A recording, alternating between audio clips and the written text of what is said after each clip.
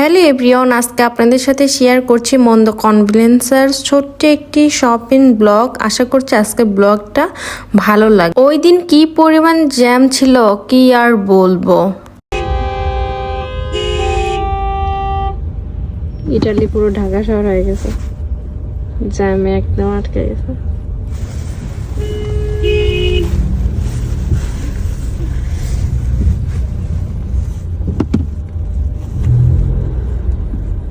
যাই হোক, জ্যাম কাটিয়ে আমরা অবশেষে মন্দ কনভিলেন্সে ঢুকে গেলাম। আসলে অফিস টাইম ছিল তো 5টা থেকে 6টায়। এই টাইমে দেখা যায় প্রচুর পরিমাণ রাস্তায় জ্যাম থাকে, কিন্তু এরকম হর্ন বাজানো আমি কখনোই দেখিনি। আসলে ইটালিতে খুব না পারতে গাড়ির কখনোই হর্ন বাজায় না। আমি এই ফার্স্ট টাইম এত পরিমাণ হর্ন বাজানো দেখলাম, এই জন্য আর কি একটু ভিডিও করেছিলাম আর বলতেছিলাম যে পুরোই বাংলাদেশ হয়ে গেছে। ঢাকা শহরে তো দেখা যায় প্রচুর পরিমাণ হর্ন বাজায়, কিন্তু ওই দিন এত পরিমাণ জ্যাম ছিল, আমি কখনো এত জ্যামের মধ্যেও আটকা পড়ি নাই।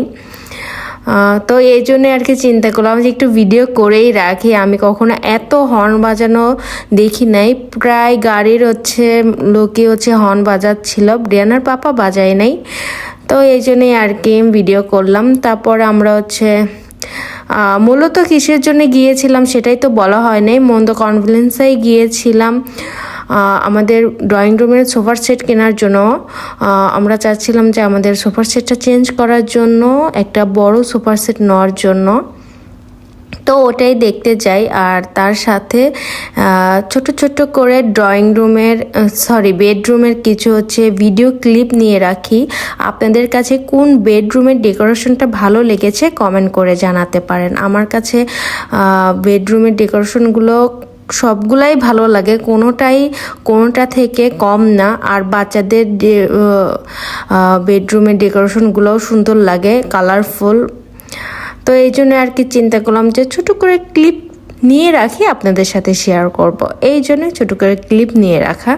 আমার ভিডিওগুলো ভালো লাগলে অবশ্যই শেয়ার করে দিবেন। সবাই ভালো থাকবেন। আল্লাহ হাফেজ।